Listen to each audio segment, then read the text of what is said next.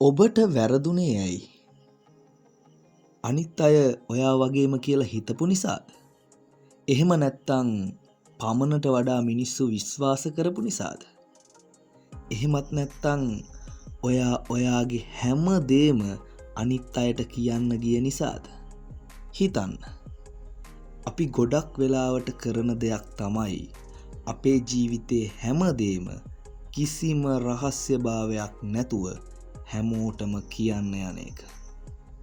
අපිට තියෙන දේවල්, නැති දේවල්, බැරි දේවල්, පුළුවන් දේවල්, අනාගතේ කරන්න හිතාගෙන ඉන්න දේවල් එකක් නෑර අපි හැමෝටම කියනවා.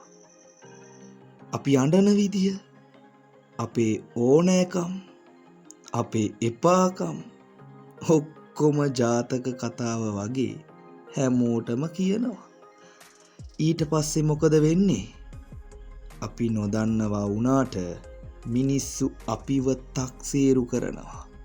අපි ඉන්න තත්ත්වේ මේකයි කියලා අපිව එක කාණ්ඩයකට ගොනු කරලා අපි දිහා හැමදාටම ඒ කෝණයෙන් බලන්න පටන් ගන්නවා.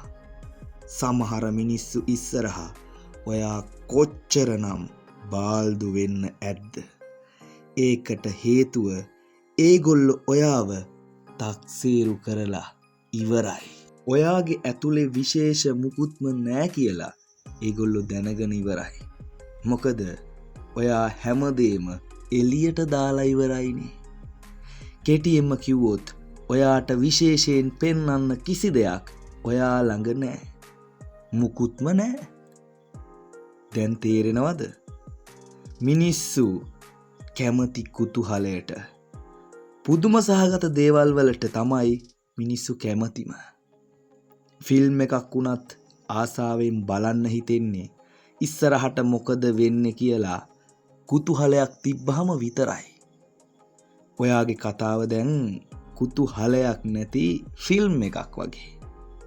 ඒ නිසා මුලින්ම ඔයාගේ ජීවිතයට රහස්‍යභාවය තියාගන්න.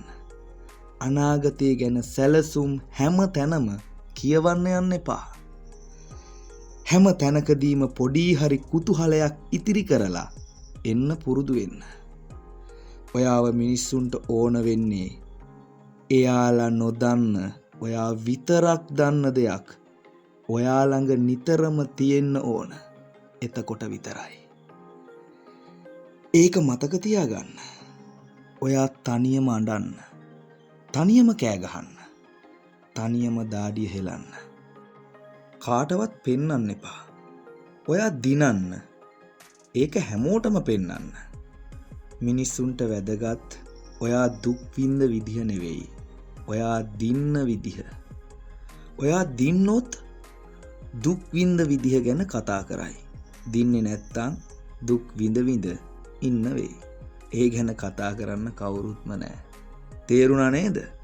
අංක 1 ජීවිතේට රහස්‍යභාවය අත්‍යවශ්‍යයි. අද ඉඳන් මම මේ කියලා දුන්නු රහස රකින්න.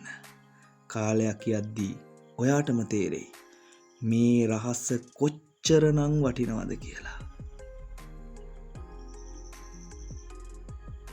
සුබ දිවියක්. ජය.